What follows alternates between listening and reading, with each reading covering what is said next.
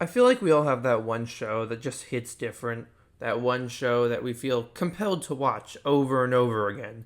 Sometimes we won't watch it again for a few years, but no matter what, we always watch it again eventually. Well, until we die, I guess. For me, that show would be The Good Place. I think The Good Place is one of the best shows ever made, and I don't think it gets enough credit. From what I've seen online, it is well liked, but nowhere near as on the level of Breaking Bad, for example. Although that's not exactly a fair comparison, they're very different types of shows. Basically, what I'm saying is that I just think the show should be talked about more. The Good Place is about Eleanor, who dies. In the afterlife, there is a good place and a bad place, and she goes to the good place. But the thing is, she wasn't a good person on Earth, and she was put into the good place by mistake. So Eleanor makes it her mission to not get caught and sent to the bad place, while also trying to become a better person. That is the very basic premise of the show, and if you have not seen it, I highly implore you to go watch it. There are a ton of twists and turns throughout the show, and it would suck if you got spoiled. With that out of the way, let's talk about one of the greatest shows ever made, The Good Place.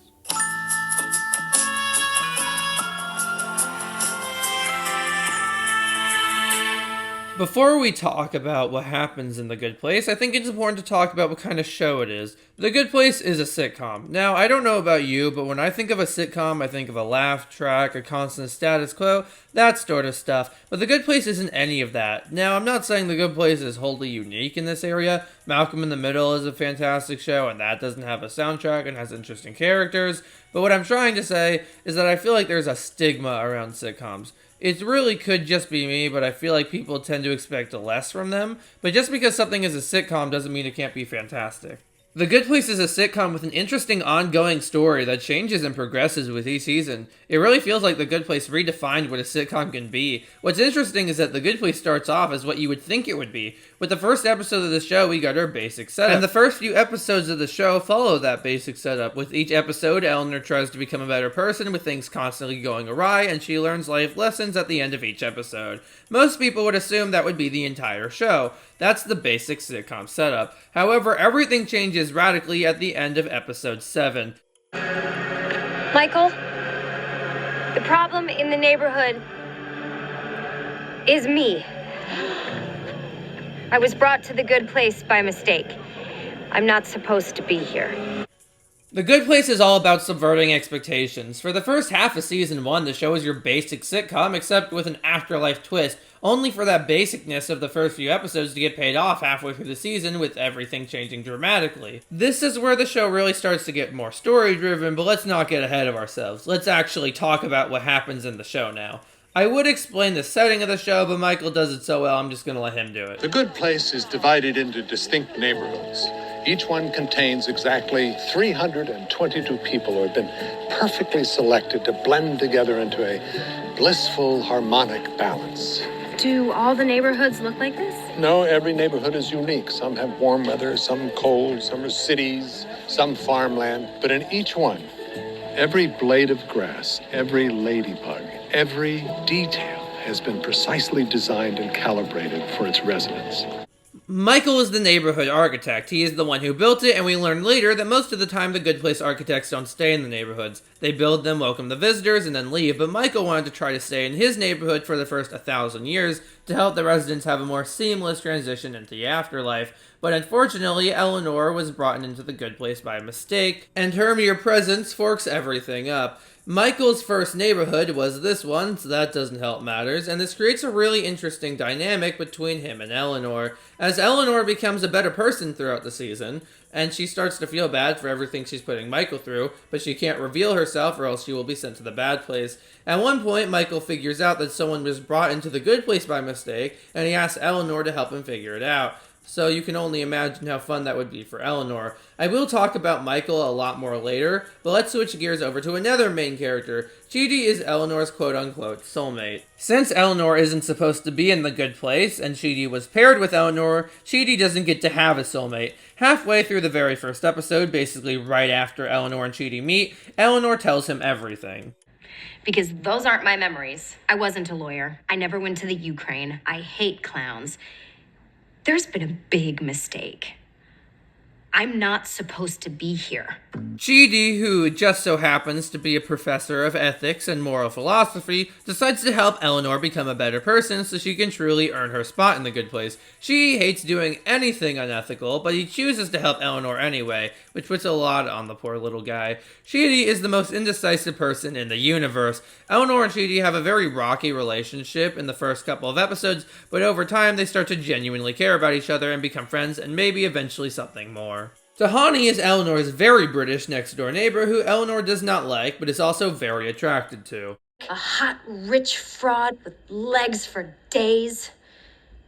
Side note, I might legit be into Tahani, but that's for another time. Tahani in the first few episodes is basically nothing more than British, but we slowly learn more about her. While she was alive, she was very rich, but had a very strange relationship with her sister thanks to her parents always making them compete, and her parents liking her sister more than her, even going so far as to misspell Tahani's name in their will. Tahani raised billions of dollars for charity, but she didn't really care about any of the people she was helping. She just wanted to stick it to her sister and prove her parents wrong. Her anger towards her family was so strong that it was the thing that ended up killing her, although that isn't something that's revealed until the second season. While Tahani and Eleanor start off with a rocky relationship, they slowly evolve into frenemies and then genuine friends throughout the show. Tahani's soulmate is Jianyu, a silent monk, except that's not what he is actually. He is actually Jason, a dude from Florida who loves to party, sells fake drugs to college kids, and lights people's boats on fire. He also is not the smartest bean in the box. Suffice to say, Jason was also brought to the good place by mistake, except unlike Eleanor, he has done a relatively good job going undetected thanks to the whole no talking thing. But since he has to pretend to be a monk, he hasn't been really able to participate in any of his desired trash bag activities. Jason is definitely my least favorite of the main characters. He's not bad by any means. He plays his role in the story greatly, but since he's stupid, he's really only used for comic relief when everybody else in the show is already pretty funny. But we do learn why he is the way he is throughout the series. His mom died from cancer when he was young, and his dad is basically just an older version of him, and he grew up very poor. This brings us to our main character of the show, Eleanor. Eleanor basically had to raise herself as both of her parents sucked. She spent her life using her parents' bad parenting as an excuse for her bad behavior. Eleanor was not a serial killer or arsonist or anything like that, but she still wasn't a great person. Her job was to defraud the elderly. Well, your job was to defraud the elderly. Sorry, the sick and elderly. But I was very good at it. I was the top salesperson 5 years running. Okay, but that's worse. I mean, you do get how that's worse, right? Good people would make her insecure. Whenever she would meet someone she thought was better than her, she would try to drag them down to her level. Thanks to Chidi's ethics lessons throughout the show, Eleanor gradually turns into a better person, and it's really satisfying to watch. Throughout the beginning of Season 1, things progressively get more and more insane with each episode, even with the episodic format of the earlier episodes. We go from flying murder shrimp to a trash storm to a giant sinkhole opening up, etc. Because of everything going wrong, Michael says that he's going to retire, but retirement for angels isn't our idea of retirement. What is retirement for you, exactly? Well, I wasn't going to share this so as not to upset you, but it's an extreme form of punishment. We call it the eternal shriek. My soul will be disintegrated, and each molecule will be placed on the surface of a different burning sun. And then my essence will be scooped out of my body with a flaming ladle and poured over hot diamonds. Oh, but the diamonds sound lovely. They're not. And then what's left of my body will be endlessly beaten with a titanium rod, like a piñata. Yes, except you have the string around my waist, but instead it will definitely be around my genitals. Eleanor, due to being responsible for everything going wrong in the neighborhood, tries to find a way to prevent Michael from being retired, but also not reveal herself, so she decides to murder Janet. Janet is the only main character I have not talked about yet, and I do love Janet, but she only starts to become interesting later on in the series. Basically, all you need to know about her is that she is basically a very advanced computer. She knows everything in the universe, and when you say her name, she will teleport right to you, and you can ask her for literally anything in the universe, and she will give it to you. Janet is not a person, she is not a girl, she is not a robot, she is not anything like that. She is simply a Janet. In order to leave the good place, one must board a train, and Janet is the one that controls the train. Eleanor wants to shut down Janet so that Michael won't be able to leave the good place and won't be able to retire. Due to a series of wacky shenanigans, Chidi accidentally ends up shutting down Janet. Chidi starts to suffer from immense guilt from this, and that's when Eleanor decides to do something she would never have done at the beginning of the show, and she admits to Michael that she is not supposed to be there. This completely changes the entire show. The whole time I've only been talking about the first half of this season, and I mainly just been going over character stuff, but the second half of season 1 is where things really start to get good. Michael questions Eleanor, and after learning about who she was on Earth, calls the bad place to come get her. Some demons show up to take her away, but Chidi stops them. Everybody starts working on a case for why Eleanor should not be sent to the bad place, as the judge will be coming soon. The judge is an internal entity that has the final say in conflicts between the good and the bad place.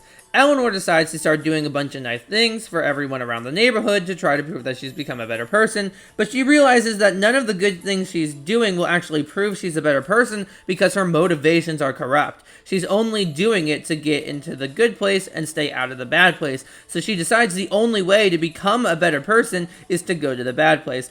Also, Janet and Jason got married. After Janet was shut down, she came back and was rebooted, and then she married Jason. Janet, Jason, and Eleanor all get on a train and leave to go to the bad place, but instead of going to the bad place, they go to the medium place, which is Mindy St. Clair's house. Mindy was pretty much just a trash bag until one day she decided to start a charity, and she ended up dying before she could do anything. But her sister found her plans and started the charity, so the good place and bad place fought over whether she would get credit for all the good stuff her charity did, and eventually a compromise was made, as in the medium place. Eleanor and Jason originally decided to just stay in the medium place with Mindy forever until the judge showed up to the good place and said that if Eleanor and Jason didn't come back, Chidi and Tahani will go in their stay. Eleanor and Jason rushed back to the good place and they all started arguing over who should be sent to the bad place. Now, before I continue, if you have not seen this show, stop watching this video and go watch it. I have spoiled some stuff for season 1, but all of this is only the tip of the iceberg,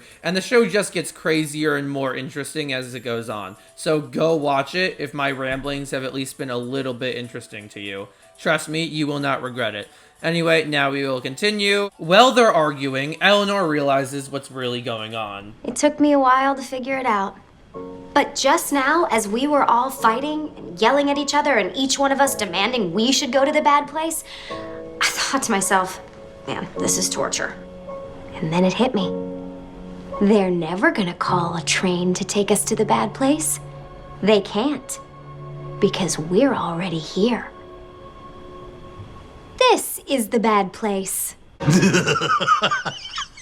Oh, man. I can't believe you figured it out.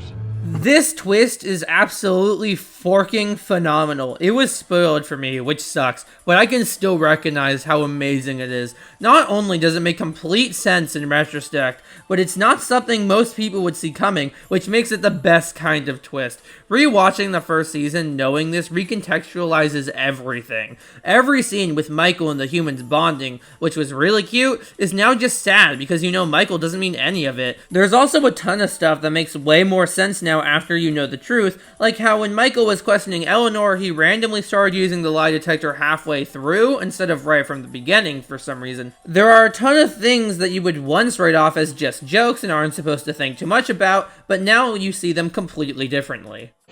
Bamajan was a human rights advocate, so he and real Eleanor will build a sort of legal argument. Could you please just say Eleanor? And maybe point to whichever one of us you're addressing? Well, actually, the fake-real distinction helps me. Oh, does it, Bamba-chan? And do you want to know what makes this twist even cooler? It was foreshadowed all the way back in the very first episode. I was an only child. My parents were divorced when I was a kid. They were both crummy people, so they're probably in the bad place. Maybe they're being used to torture each other. It would work. The Good Place has excellent foreshadowing. There is a ton of things you missed the first time you watched the series, and I love that shirt. Basically, everybody in the neighborhood, besides Eleanor, Jason, Sheedy, Tahani, and Janet, is a demon actor. Janet is an actual Good Place Janet that Michael stole. Instead of completely lying about everything, Michael told part of the truth, as he later says that telling a lie that is partially true always makes it more believable. He really is an architect, and this is his first neighborhood. However, he's a bad place architect. There really is a judge that settles disputes between the good and the bad place, but the judge that showed up to the good place is actually Michael's boss, Sean. Retirement, being the eternal streak, is also real, and so is Michael's boss being pissed at him if the neighborhood should fail, which Michael mentioned to Eleanor. The medium place and Mindy St. Clair were also real, and the humans were never supposed to escape there. Michael thought there was a better way to torture humans than physical torture, so he decided to try psychological torture. Eleanor, Tahani, Jason, and Sheedy were picked because they were perfect for driving each other insane.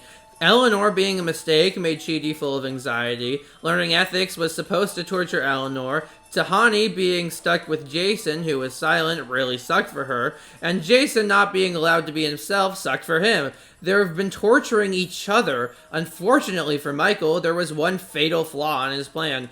Eleanor got better. It was always part of Michael's plan for Eleanor to take ethic lessons, but he never thought she would actually get better. The moment Eleanor confessed at the end of episode 7, the demons were going crazy trying to cover their ashes. All the humans did torture each other, but they also helped each other and protected each other, and they all got better. Michael wanted to torture humans like this for thousands of years, but he only got 3 months out of the gambit. Eleanor and Jason are in the bad place for pretty obvious reasons, and Sheedy is in the bad place for constantly annoying everybody with his indecision, and Tahani is there because even though she raised billions of dollars for charity, her motivations were corrupt. Michael pleads with Sean to let him try again, and Sean reluctantly agrees and gives him one more chance. Michael erases the humans and Janet's memory, completely undoing all of their character development, and the season ends right back where we started, except now we know what's really going on. What an absolutely phenomenal first season, and each season that follows is just as good. Also, I don't know how I haven't mentioned this yet, but this show is hilarious. It's incredible how it's able to be constantly funny, emotional, heartwarming, and make learning about ethics genuinely interesting in each episode. Also, this show really made me appreciate a lot of the smaller details in the shows. Like this one scene, there's multiple frozen yogurt flavors, and you can read all of them, or how in this other scene, Tahani is putting up a poster, and all the posters say 100% off because everything is free, or when everybody is looking at Eleanor's memories, you can read them. That small stuff can really go a long way. We still have so much more to talk about, so now let's move on to Season 2. We start off with a 40-minute season premiere that is rather interesting. It's the same day told over and over again, but from everybody's different perspectives. You would assume the second season would be very similar to the first, except now we know the truth about what's really going on, but that's not what happens at all. Thanks to Eleanor leaving a note in Janet's mouth in the Season 1 finale, everything in Michael's plan goes off the rails immediately, and by the end of the season premiere, they all figure out it's the bad place again, and Michael erases their memories again. During the very beginning of the next episode, we get a montage showing hundreds of different versions of Michael's plan, and all of them ending in failure, with the humans becoming friends, becoming better people, and realizing it's the bad place. Although most of the time it's Eleanor figuring it out, there are a few times where it's somebody else. Expect Sheedy to decide whether Eleanor goes to the bad. Homies, check it. Is there something messed up with this place? We keep fighting with each other. None of the TVs get the NFL Red Zone channel. My soulmate doesn't even know who Blake Bortles is. I know this sounds crazy, but I think we're in the bad place. Jason figured it out? Jason? This is a real low point. Yeah, this one hurts. Ow. This once again shows how the show loves to subvert expectations. Really wish we got to see the reboots where Eleanor's soulmate was Tahani and the fucking golden retriever. Those would have been interesting. Honestly, you could make an entire spin-off show about all of these attempts that we didn't see. These attempts that we just get glimpses at. It really shows how the show could have just gone the easy route, and each season could have just been a new variation of what we already know, but that's not what it decided to do. Everything picks up at attempt 182. Just for a frame of reference, it's revealed in Season 3 that the humans were being tortured this way for approximately 300 years. All of the demon actors are getting really tired of the same old song and dance, and they decided to go on strike. Vicky, who played real Eleanor in the first attempt, starts blackmailing Michael. She says that she wants to try an attempt with her in charge, and she threatens to tell Sean everything Michael's been doing. Sean only gave Michael 2 attempts, but suffice to say, he's gone way over his 2 chances. I find it a little hard to believe that Sean would never check in on the experiment, especially since he was very strict about Michael only having 1 more chance, and he even played a role in the first attempt, but whatever, I guess it's really not that big of a deal in the grand scheme of things, I suppose. I also don't understand why instead of erasing the memories of the humans completely each time, he didn't just erase their memories of them figuring out it's the bad place. Maybe he just didn't think it would have been worth it since they were just figuring it out immediately after erasing their memories or something. I don't know. Anyway, things are a week into attempt 182, so all of the humans haven't gone through that much character development yet. Chidi is teaching Eleanor ethics when they decide to take a break and go outside, and they overhear some demons talking about the experiment. Is someone smoking a cigar? Michael really screwed this up. The regular bad place was fine. If the 4-headed flying bears ain't broke, don't fix them. What was wrong with impaling? I loved impaling. Hey, Todd, got a light?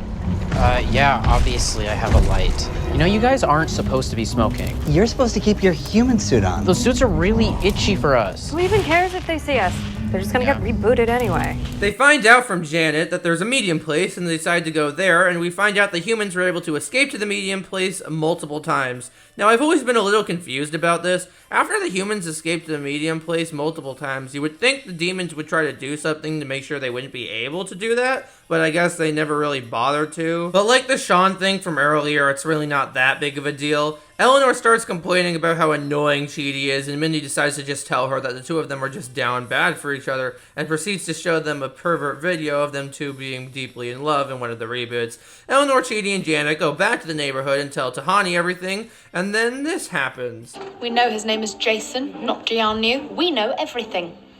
I don't understand much of it, but, you know, I know it. Your sick torture plan is not working, okay? Because we keep figuring out your little puzzle. We're winning, which means you're losing. So you have 2 choices here, buddy. Keep failing over and over, or realize we're actually the ones with all the power here.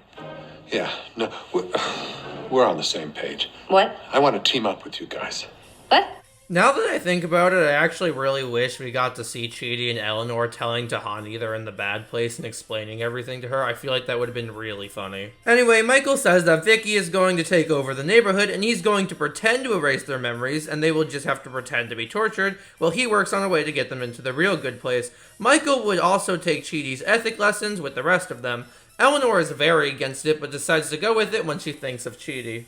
How many times in all the reboots did I ask Chidi for help, he refused to help me, and then I had to get better on my own? Never. He always helped you. Really? Yep. No matter how I set it up, you found him, confessed you didn't belong, asked him for help. He said yes. Now, his agreeing to help was part of my plan. What wasn't part of my plan was it actually working. Drove me nuts. I'm honestly not really sure why in any version of the neighborhood, Eleanor didn't figure out it was the bad place and then just not exclaim it to Michael, but I don't know, whatever. Throughout the next few episodes, this is the new status quo, and while a lot of things happened, I would say the majority of it is dedicated to Michael and his development. Taking Chidi's ethics lesson starts to affect him, and he even has an existential crisis when he thinks about the idea of him ceasing to exist one day. You're learning what it's like to be human.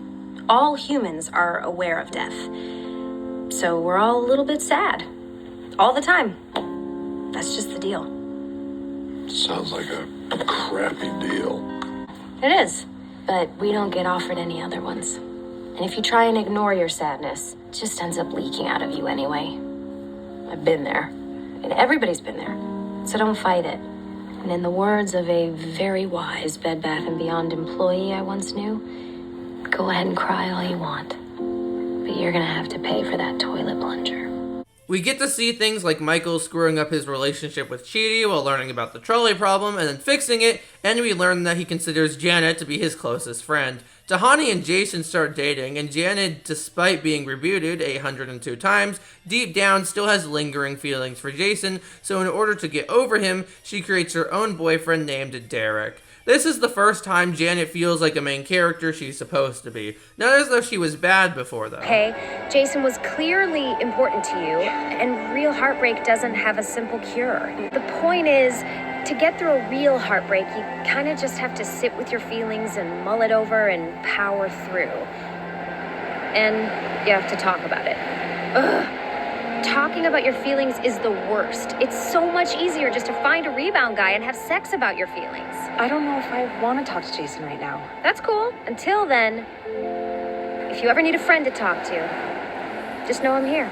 After Michael and the humans deal with that situation, we get a scene where Michael just talks to Eleanor about what happened, and Eleanor also tells Chidi about the pervert type. And this leads to Sean finally coming back to the neighborhood. Sean tells Michael that he deems his neighborhood to be a success, and that the 4 humans will be relocated to the actual bad place where their brains will be studied, meaning the experiment is finally over. We also get this really weird and interesting line from Sean.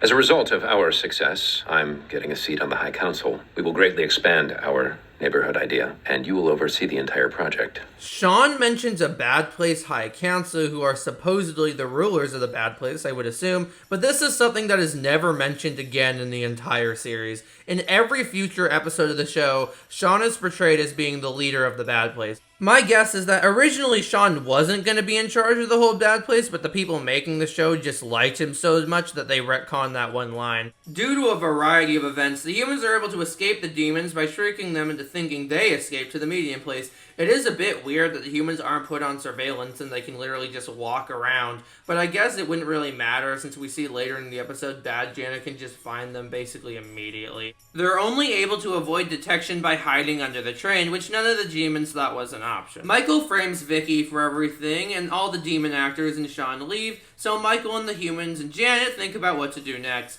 Michael reveals that he lied about there being a way to get them into the real good place, but he has been trying to find a way to. Everybody is really mad at him, but they do forgive him because he really did try, and trying is really the best thing anybody can do. Realizing they're screwed, they just decide to party until Tahani remembers Michael mentioning a judge. They all decide to go see the real judge, but in order to do that, they have to go through her chambers. And to get to her chambers, they have to go through the real bad place. But they really have nothing left to lose, so they just decide to do it. They disguise themselves and head on a train into the bad place. Also, this doesn't have anything to do with anything, but we find out in this episode Michael had a childhood pet, and I've always wondered what happened to it. If you have a pet in the afterlife, I would assume it would be immortal, so why does he still not have it? Anyway, Sean figures out that the humans aren't at Mindy's and realizes Michael is a traitor. In order to get to the judge's chamber, you need these pin things, but Michael was only able to get 4. Chidi, Tahani, and Jason all go through the portal to get to the judge's chamber, and then Michael tells Eleanor that he solved the trolley problem. I just solved the trolley problem. See, the trolley problem forces you to choose between 2 versions of letting other people die, and the actual solution is very simple. Sacrifice yourself. What does that mean?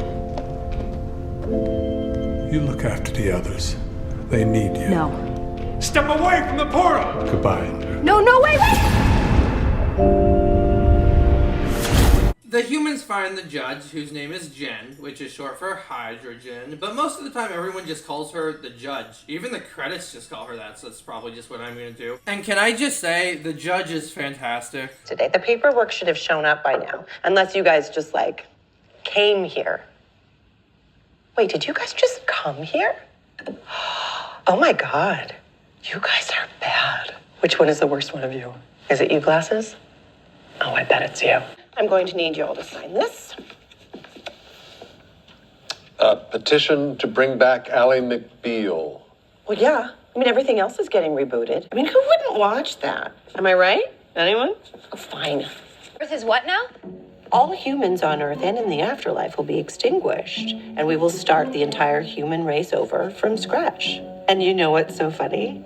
In a very roundabout way, I am actually rebooting Ally McBeal. The judge decides to hear their case and gives them all tests, and if all of them pass, they get to go to the good place. The episode contains a lot of fantastic scenes. Like Tahani's test is to walk through a hallway full of rooms of people saying what they really think about her, but she can't resist speaking to her parents. But when speaking to them, she finally tells them off. The whole point of this afterlife test is that everyone in these rooms is supposed to be talking about me. And yet, even in this scenario, you are still talking about Camilla. Which is exactly the point. I was never going to be enough for you. Don't get upset, dear. You barely fit in that dress, and I'm afraid you're going to hulk out, as it were. Okay. I'm sorry we didn't have a better relationship. And I wish you both the best. My favorite is probably Eleanor's test, where the judge tells her and Chidi they have already made it to the good place, and they have to decide if they want to go to the good place without Jason and Tahani, or be tortured with the rest of them. But the actual test was for Eleanor to figure out that she wasn't actually with Chidi. I really love Eleanor's development, and how it calls back to the first season, where she couldn't even pronounce Chidi's last name. You're a nice person, Chidi. Anaconda. Anagonye. Aganokomunga. We're not going to the good place. I mean, that was never actually an option, but for the sake of your test, we're not going. Well, I was 99% sure that going was the wrong move, but since our whole relationship has been me being sure of something and Chidi explaining why I was wrong, I owed it to him to quadruple check. The capper came when I realized that ain't Chidi. The Chidi I know wouldn't argue that he should be rewarded while his friends got punished, and he would never forget about ethics for a second. I don't know who this joker is, but it's not Chidi Anagonye. Wait, but what about the... Well done, Eleanor. Eleanor was the only one to actually pass her test, but decides to keep it a secret from her friends so they don't feel bad. If Eleanor had told her friends, they probably could have convinced the judge to take her into the good place, but she was willing to go to the bad place with them, which really shows how much she's developed. Meanwhile, we find out Michael was actually San's protege, and they have a good amount of history together, but we never learn anything about that. I don't know, it just feels like a bit of missed potential. Anyway, Janet saves Michael and they find their way to the judge. This brings us to the season finale, where Michael proposes an idea to the judge. The premise of our system is that a person's score during her time on Earth is final and inarguable.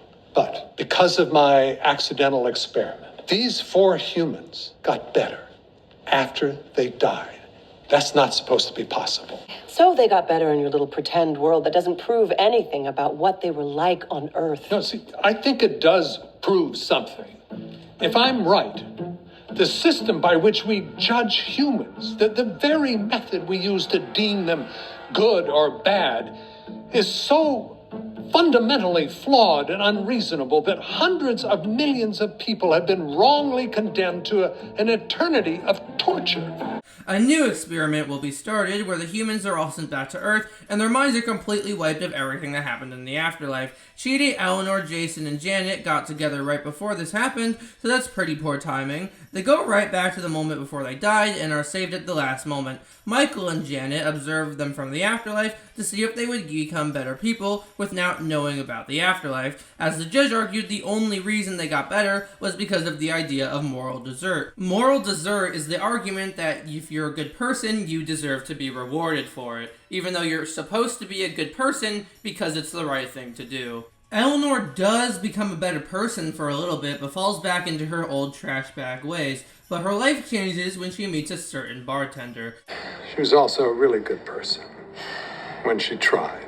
See, I think that little voice was her conscience trying to guide her in the right direction. I gotta go home. What do I owe ya? The real question, Eleanor, is what do we owe to each other? This gets Eleanor to start looking up ethic videos, and she finds Chidi giving a very long lecture that ends up touching her and gets her to fly all the way to Sydney to meet Chidi in his college office, ending off the season. Hi. Oh, I'm sorry. Office hours are on Tuesday. Oh, I'm not a student. Are you Chidi Anna Kendrick? Anagonye, and yes? From the long nerdy video about the little voice that tells you to be good. From the Kisak Foundation lecture series on the practical applications of ethical theory? Yes. Great. Hi, my name is Eleanor Shellstrop. Can we talk? This ending was actually foreshadowed earlier in the season. I just wish we met the way normal people meet, like at a philosophy conference, or after one of my philosophy lectures, or you came knocking on my office door asking for help with philosophy. Is that how you think people meet? What a great second season. It's really incredible how each season of the show is able to do something new, but still feeling completely natural and cohesive in a way of expanding the story. The Good Place is not a show I can go back and just watch one episode from. If I want to watch an episode of The Good Place, I need to rewatch the whole show. There is not a single bad episode in the entire series. And now we arrive at the penultimate season, Season 3. We find out Michael was sent to Earth to make sure the humans' lives would be saved, but when things weren't going great, he defied the judge's orders and went behind her back and went to Earth multiple times to try to get the 4 humans back together. Chidi starts teaching Eleanor ethics and starts dating a new side character, Simone. I'll just give you an MRI and look at the part of your brain that controls decision making. Oh, I want that. So you just march into my office unannounced, tell me your brain is broken, then demand I drop everything and just put you in the university's $3 million MRI machine. Oh, I'm sorry. I freaking love it. You're so weird. Let's go. Eventually, everybody comes together for an experiment Chidi starts about seeing how near-death experiences affect people, but things take an unexpected turn when Trevor from the first season shows up. Thanks to Michael continuously going in and out of Earth, Sean was able to hack into the judge's system and send Trevor down to Earth. There's a very interesting piece of foreshadowing in this episode as well. Damn it! Those 4 humans have been on Earth for over a year. I need to know if they're getting better. Can I just ask? We torture like 30 billion humans. Why do you care so much about these 4? Never mind. Forget I asked. The reason Sean is so invested in our 4 humans isn't something that's explained until near the ending of the show. Now, I do find it a bit hard to believe that nobody else would join the study, except for our 4 main characters, plus a demon we were already introduced to, but it works for the story, so it's really not that big of a deal. And it was probably for the best, since if there were more people in the study, it would have just gotten cluttered. I'm also not entirely sure how Michael was able to do things like trick Tahani's assistant into thinking he was a legit investor, but I really just chalk that up to some afterlife magic. Michael and Janet can't use their powers on Earth, but maybe it was the magical key Michael got from the doorman. I don't know. Okay, good news. I have the doorman's key, so no one will be able to come after us. Let's just try to... Your key is ringing. I have a question for you. Are you out of your damn mind? Sorry, Judge, I think you're breaking up. That's impossible. It's a magical key, you dick. Trevor is so annoying in this episode, but that's kind of the entire point. Being really annoying to make the group split up is what he's going for. He says so many things that just make me cringe in this episode so hard, but like in the best way possible. Let's all go sightseeing. Go! Yeah, we can check out Sydney, get to know each other, bond. What do you say, E Street Band? You up for a Segway tour of Australia, mate? This is a knife on the barbie. Michael and Janet go to Earth to try and stop Trevor, but the judge notices that Michael and Janet aren't in her chambers anymore and figures out that Michael has went down to Earth multiple times, and she summons all 3 of them. Michael, how many times did I say you could go down to Earth? Actually, you weren't 100% explicit. 1 time. Your Honor, I have to say, I support you 100%. I mean, what Michael did is unbelievable. Now, granted, I also tricked the doorman and snuck down to Earth, but what are we gonna do? A detail I love is that in future episodes, you can actually see Trevor still flying through the void. I honestly feel a bit bad for him. If you eat anything in this IHOP, you will literally explode. Boy, kind of getting away from you here, huh? Anyway, Michael and Janet escape to Earth, and months pass, and Tahani meets an old flame, Larry Hemsworth. They date for a while, and they plan to get married. With months having passed, the study is complete, and everybody starts planning to part ways. But that's when they walk in on Michael and Janet having a little discussion, which ends up becoming a blessing in disguise. If we can't get them enough afterlife points to get them into the good place, then there's no point in us even being here. We have to try. Okay. Let's do this.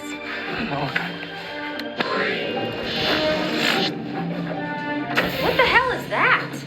Oh, hey guys, what are you doing down here? Michael and Janet have to come clean, and since they heard how the afterlife works, their point scores can no longer go up because their motivations for being good are corrupted, meaning they are basically doomed to go to the bad place. This is also the episode where we learn time in the afterlife works differently than time on Earth, and that the afterlife works in Jeremy Bearimy. and the humans were in Michael's fake neighborhood for 300 years. The episode then cuts off into 3 storylines. Chidi has a mental breakdown, Eleanor ends up helping a guy get a picture his daughter drew for him, and Tahani and Jason go on a mission to do as much good as possible just because, ending with Tahani and Jason getting married because it was the only way for Tahani to give Jason her money because the bank refused to give that amount of money to a Floridian. The stuff with Larry is one of my few major complaints with the show. Tahani was literally going to marry Larry a couple of hours ago, and now she's just completely fine with leaving him. I know she just found out there's an afterlife and she's doomed to go to hell, but even so, it feels really weird,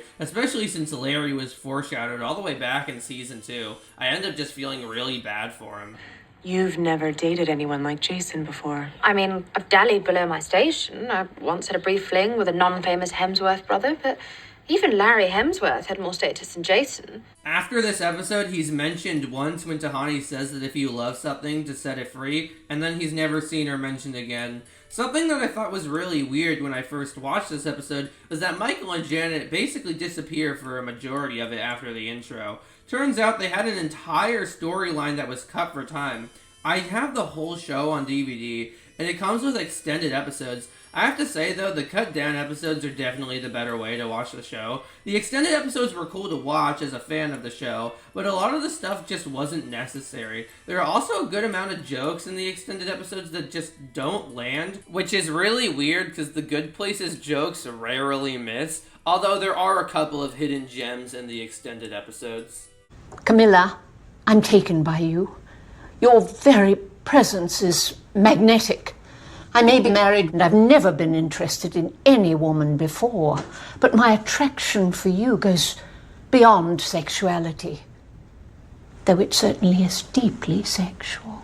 Oh, for crying out loud! Come on! I'm definitely glad I watched the extended episodes at least once, since it was cool seeing more content of one of my favorite shows, but for most people I would just say watch the cut down episodes. Anyway, since everybody realizes they're doomed no matter what, they all decide to go out and help as much people as possible with the knowledge of the afterlife. The next few episodes are about the group helping people they care about. Jason helps his best friend, Tahani makes amends with her sister, and Chidi breaks up with Simone, even though he didn't really want to. He breaks up with her to avoid putting her in danger. Eleanor finds out her mom is still alive, but actually got better all on her own, but she refuses to believe that at first, but eventually comes around. And then eventually, Michael mentions to Eleanor that her and Chidi fell deeply in love in the afterlife, which makes Eleanor freak out. Michael shows Eleanor her memories of her falling in love with Chidi, but Eleanor convinces herself that none of it was real as a coping mechanism. Once she comes around to it, it gives Michael an idea to go see Doug Forsett,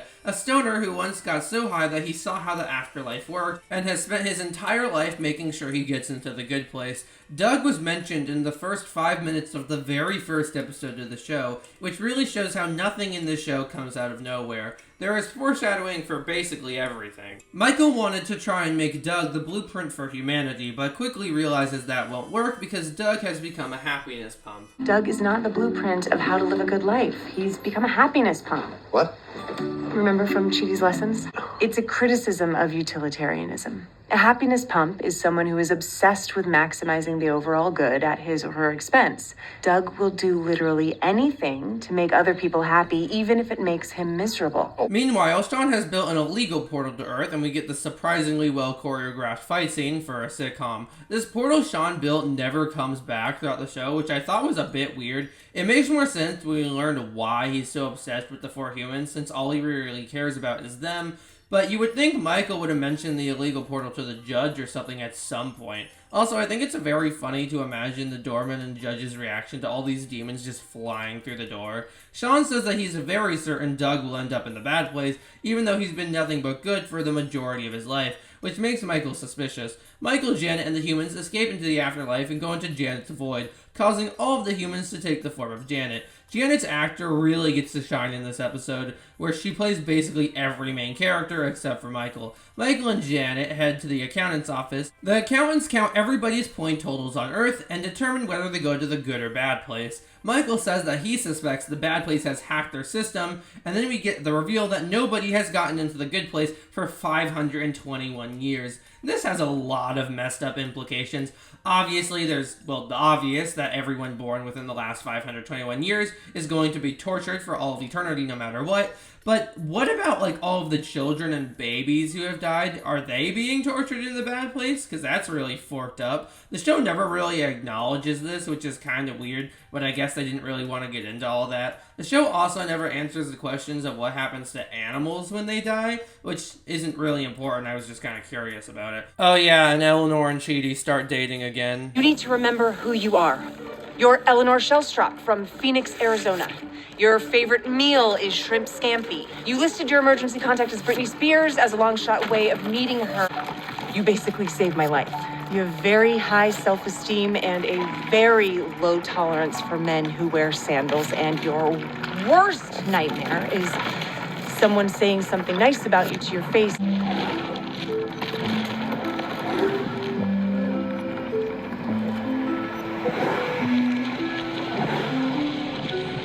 The gang makes their way to the real Good Place. Halfway into season 3 of The Good Place, they finally make it to The Good Place. Michael asks the leaders of The Good Place for help, figuring out what's wrong with the afterlife, but the Good Place committee is completely useless. Tahani and Jason find out that Janet and Jason used to be married, and Janet has a crush on Jason. Tahani tries to make things better between them, but that only makes things worse. Tahani complains to Michael about this, and this causes Michael to figure out what's wrong with the afterlife. But every time I do something nice, it backfires. There are so many unintended consequences to well-intentioned actions. In 1534, Douglas Winegar of Hawkhurst, England, gave his grandmother roses for her birthday. Boom, 145 points. Now, in 2009, Doug Ewing of Skaggsville, Maryland, also gave his grandmother a dozen roses, but he lost 4 points. Why? Because he ordered roses using a cell phone that was made in a sweatshop. Don't you understand? The Bad Place isn't tampering with points. They don't have to. Because every day the world gets a little more complicated, and being a good person gets a little harder. Also, the way Eleanor describes relationships here is so real. Relationships are stupid. You're scared you're never gonna have a real one. And then when you do, you're scared it's gonna go away. Oh yeah, Janet and Jason start dating a little while after this. They all meet with the judge and she's still pissed at them, but she agrees that life sucks. So, a new experiment is designed. The Bad Place will choose 4 random humans on the same level of badness as the original 4. A new fake Good Place will be designed, but instead of using for torture, it will be used to see if the humans will become better over time. It will be built in the medium place, and after 1 year, their points will be examined to see if they got better. All the other residents in the neighborhood will be made by Janet like Derek was. Right before the experiment is about to start, Sean calls Michael and says that if he fails, the humans will be tortured by Vicky disguised as Michael, which causes Michael to have a nervous breakdown, which makes Eleanor have to become in charge. The first person to become a part of the experiment we meet is John, a gay guy who had a blog where he would bully celebrities, including Tahani. I absolutely love John, he is hysterical. I was born in a swimming pool. You never told me about this, Ducky. Ducky? I'm gonna have to sit down. This is too much. Look, I know everything's really scary right now, but I just have to say it. That was the most boring breakup I've ever seen. This ends up making Tahani discover something, and then discover something even bigger. The Bad Place didn't pick the worst people. They picked the people who would be the worst for us. He chose your tormentors or arch rivals. Or exes. The judge says that they can wipe Simone's memory to right before she met Chidi, and Chidi starts freaking out and says that his memories have to be erased too, because if he's awkward around his ex, then literally everybody will be tortured forever. Eleanor obviously does not want this to happen, but Chidi says it has to be done. Chidi's memories are erased, and then we get this conversation between Eleanor and Janet, which ends the season and is one of the best scenes in the whole show. Tell me the answer. What's the point of love if it's just gonna disappear? And how is it worse to not love anybody? There has to be meaning to existence. Otherwise, the universe is just made of pain, and I don't like the thought of that, so tell me the answer. I know how you feel. The more human I become, the less things make sense. But that's part of the fun, right? What do you mean? If there were an answer I could give you to how the universe works, it wouldn't be special. It would just be machinery fulfilling its cosmic design. Since nothing seems to make sense, when you find something or someone that does, it's euphoria. In all of this randomness, in this pandemonium, you and Chidi found each other. I guess all I can do is embrace the pandemonium. Find happiness in the unique insanity of being here. Now. We'll do this together.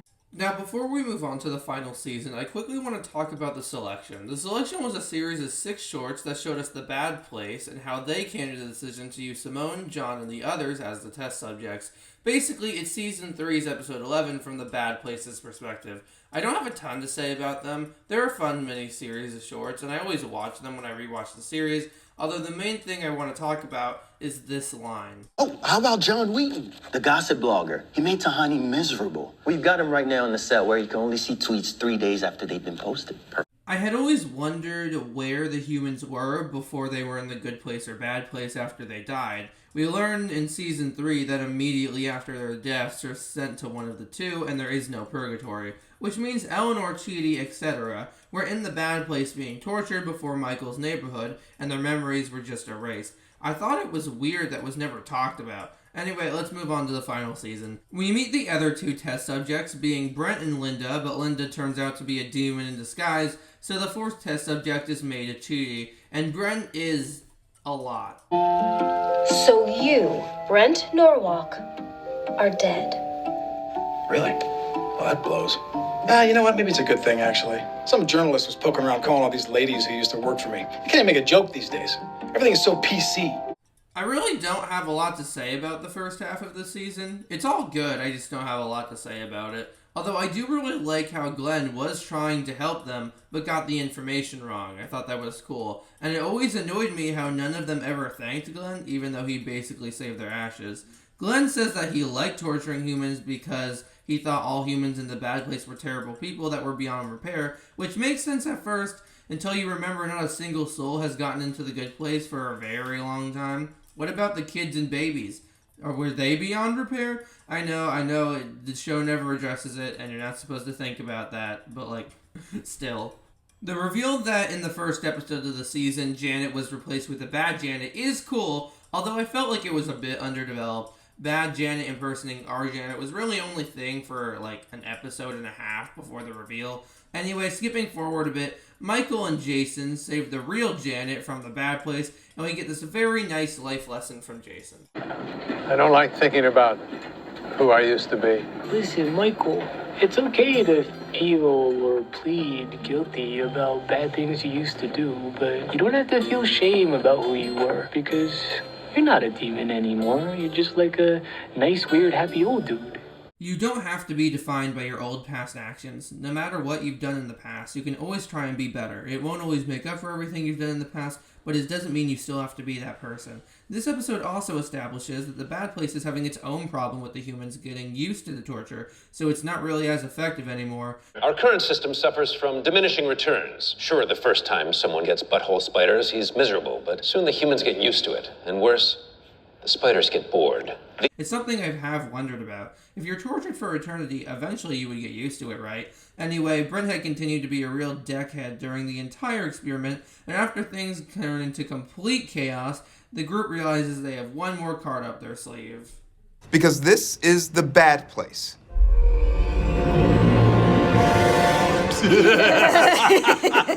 You are a bad person. Look, Chidi, whatever happens next, I need to say this to you.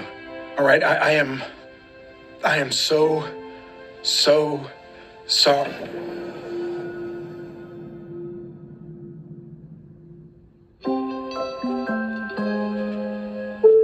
Sorry. Eleanor asked me to bring her this the second the experiment was over. Also, this is unrelated, but we learned that Janet has to violently eat all of the people she made, which has always made me really uncomfortable for some reason. Anyway, with the experiment over, we get to see the results and the judge's ruling. Bam! Simone got 12% better than she was on Earth. Bam! Chidi got 26% better. Bam! John got 44% better. Shoot. Look, right there. After we intervened, Pillboy dedicated himself to caring for the elderly. Camila started a scholarship in Tahani's name. Donna started doing homework with Patricia every night. Look, the point is, people improve when they get external love and support. How can we hold it against them when they don't? Need I remind you that Brent got worse with every second of every moment of every day?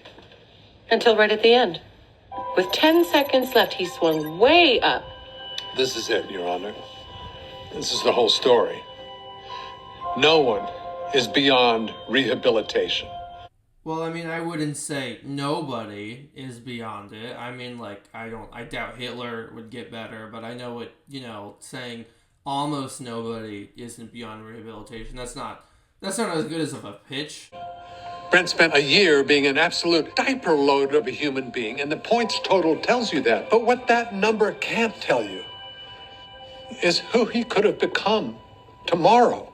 The judge agrees with Michael and the humans that the point system does not accurately determine how good or bad someone is, and that they can always get better, which is great news, but the problem is they didn't actually think about what they would do if they won. So the judge says she's just going to erase every human on Earth and in the afterlife from existence, and the human race will be started over from scratch. Which, if the problem was that humans got too advanced for the point system, wouldn't you just run into the same problem again eventually? Chidi is given all of his memories back, and they come up with an afterlife plan so good that if there is an afterlife, I genuinely feel like that's how it should work. Basically, when you die, you are given a test. The test can be a numerous number of things, and it's designed to challenge you and make you overcome your flaws. At the end of the test, you will be graded, and then your mind will be erased, but you will have a vague memory of what you did wrong the first time, and you will take the test again until you ace it and become the best version of yourself. Some people will never pass their test, but that's okay because everybody gets a fair shot. Once you become the best version of yourself, you will go to the good place. The torture in the bad place will be retired, and the demons will all become actors or designers for the test. Again, I have no idea how this would work if a baby or kid died. Would they just get into the good place by default? Which, I would assume that's what would happen, but, they're not really functioning human beings. They're human. You know what I mean. They're just young. Anyway, the Good Place Committee are suck-ups, so they will agree to literally anything. So all anybody has to do is convince Sean to go with the new system. But Sean doesn't want to. But then we get the reveal of why Sean has been so obsessed with Michael and the humans. Fighting you is the most fun I've ever had. I mean, you corkscrew your first eyeball and you're like, man, I can't believe they're paying me to do this. By the trillionth, it's like, I should have just been a teacher. And then you go and get the warm fuzzies about your little humans, and something changed. I was having fun again. I'm not sure I'm ready for that to end. I know, buddy. It's hard when things end. But one way or the other, this is over. The only question is, what's next? Let's try a new way. Together. Sean agrees to this new afterlife, and everyone gets to work on making it happen. Also, this is a nitpick, but it annoys me how we never get to see any of the Janets that were against the judge again. From what little screen time they had, they did make an impression, especially the bad Janet that read the manifesto, so I thought it was kind of lame they never make an appearance again. Even Janet mentioning their group text in the series finale would have been enough. Oh yeah, and Eleanor and Chidi continue to be couple goals. Janet, can I have my note, please? If you know that you wrote a note, then you know what it says. I do, but I'd still like to see it again, please. I think it might be some of the best writing I've ever done.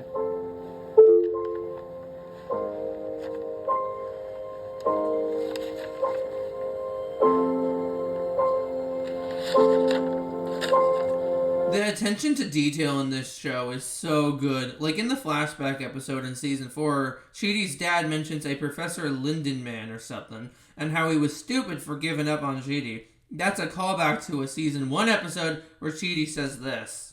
Any moment now, Michael is going to get on that train and we will never see him again.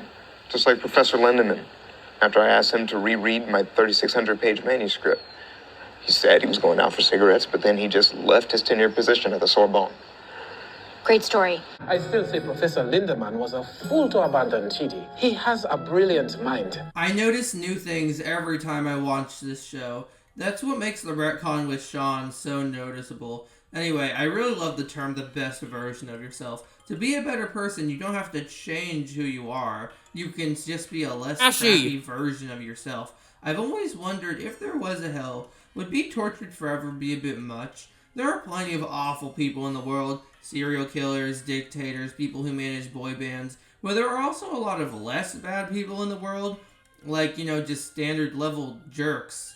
Would they really be worthy of torturing forever? That just seems a bit much, I guess. I'm surely they can be redeemed. Being tortured for eternity just seems kind of, a bit much. Anyway, the new idea for the afterlife is implemented, and everybody gets to go to the good place for real. Now, you must be wondering, Luke, there are 2 more episodes left, and one of them is an hour long. They finally made it to the good place, and the afterlife is fixed. Shouldn't that be our happy ending? Well, it turns out the afterlife isn't completely fixed. Earlier I talked about how if you're tortured for all of eternity, you would eventually get used to the torture. Well, it turns out the opposite is also true. Being in paradise for all of eternity would eventually get really boring. The Good Place is full of nothing but orgasming zombies. The Good Place committee knew this was a problem, but since they weren't human, they couldn't understand how to solve it. So as soon as Michael got there, they tricked him into becoming the new ruler of the Good Place, and they just ran away. I don't know where.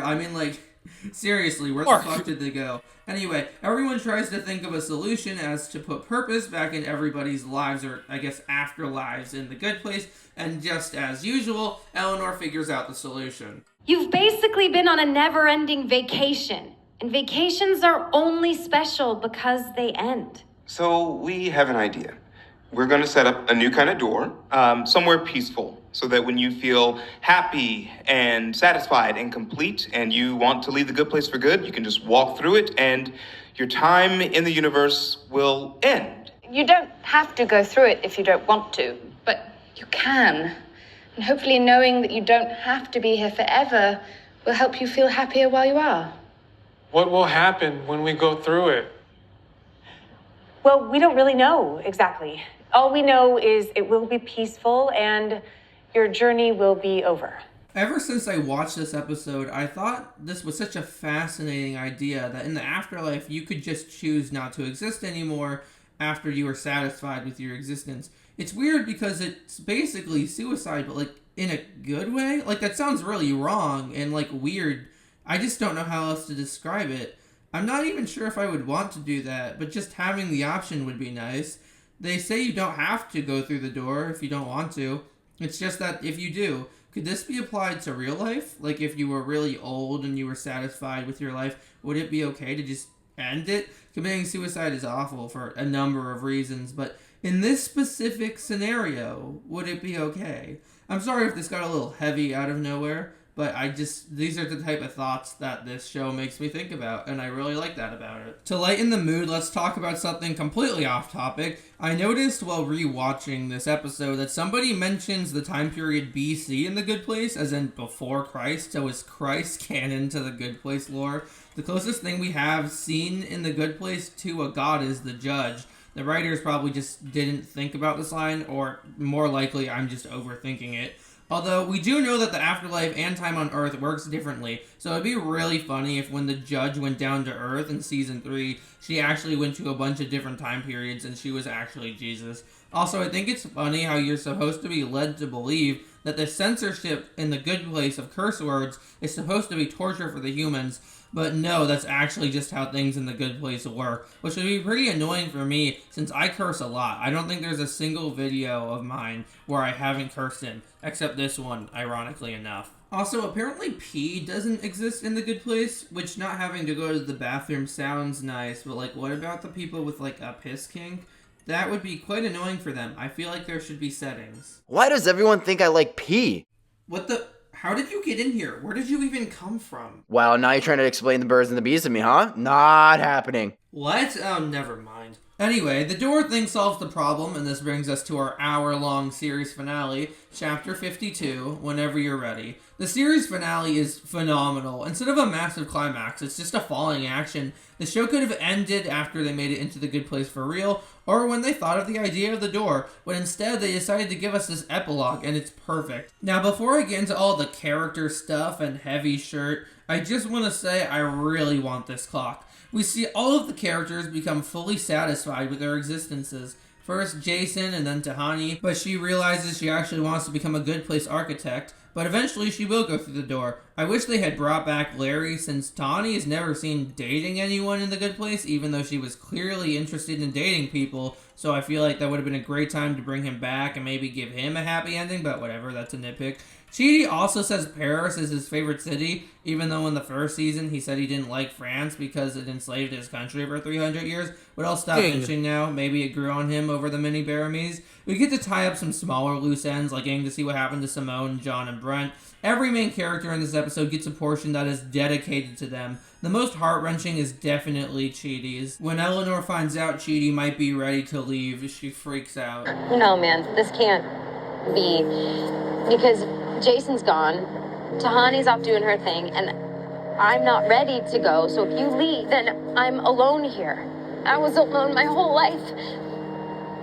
And I told myself I like it that way, but I don't. Chidi agrees to stay because he doesn't want Eleanor to be sad, but Eleanor realizes that she's being selfish, and then if he's ready, then he's ready.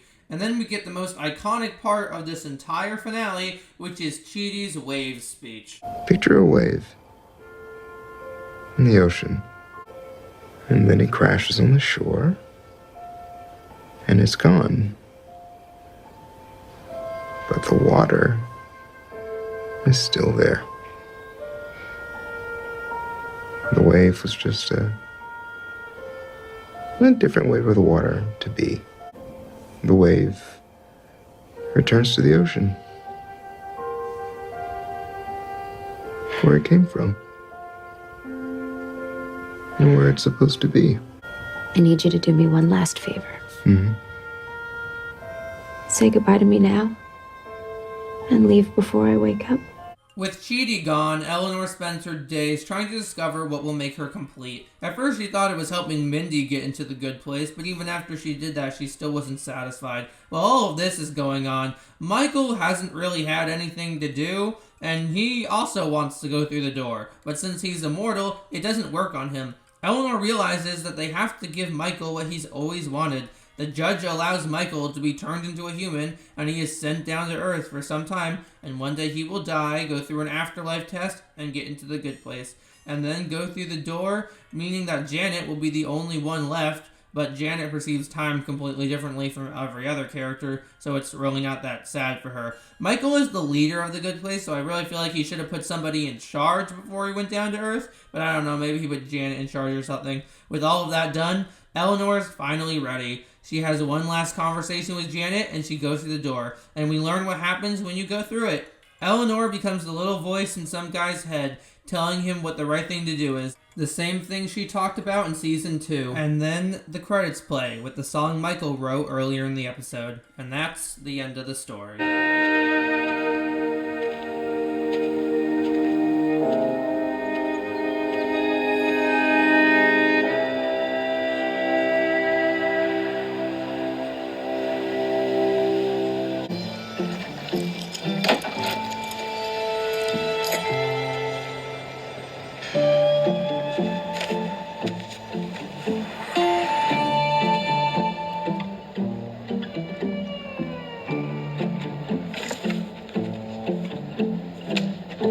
Hey, this was delivered to my building by mistake. I think it's yours.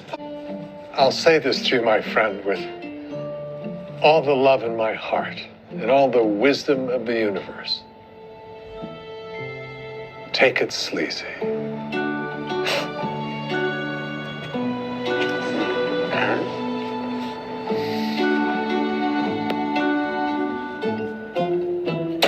Wow. Boy, what a ride.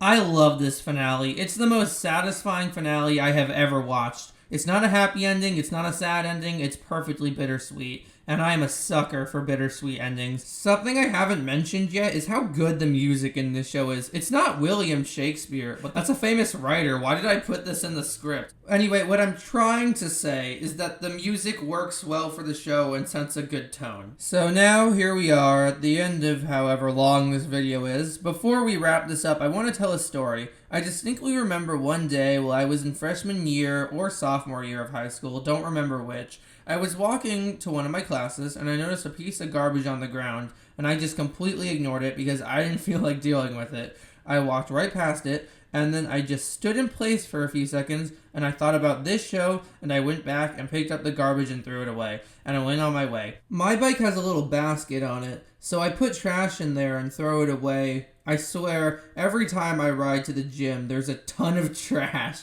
just on the ground. Like, would it kill you guys to throw it in the garbage? I'm not telling you guys these stories to show you how of an amazing person I am. No, I'm just telling you these stories because I want to show how much of an impact this show had on me. I am far from a perfect person, believe me. Before I watched this show, I wasn't a horrible person, or at least I don't think I was, but I definitely could have been better, and even now I could be better. On the very rare chance anyone I've hurt in any way is watching this video, I'm sorry.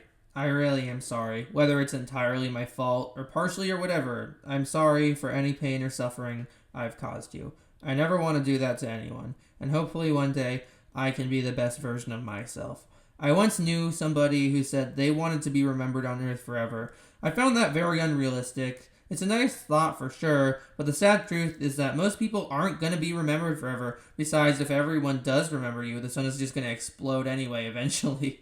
If you really want to make your mark, go for it, but just know that what's really important isn't that the world remembers you, or what they think about you. It's what the people you care about think about you. When I die, I want the people that remember me to just be glad they knew me and have good memories with me, and maybe that's enough. And I know that's kind of ironic coming from a guy with a ghost as their avatar, but just bear with me. To finally wrap this up, thank you to everybody who worked on The Good Place for curating one of the best shows ever made. I know I talked about some problems with it throughout this video, but that doesn't mean I love it any less. I think in order to truly love something, you have to acknowledge the flaws too. And I'm just some stupid guy on the internet, so maybe some of the problems I have are actually just wrong. And to everybody watching this video, thank you. And remember, everything is fine. Oh god dang it, I should have said take it sleazy. That would have been a way better ending.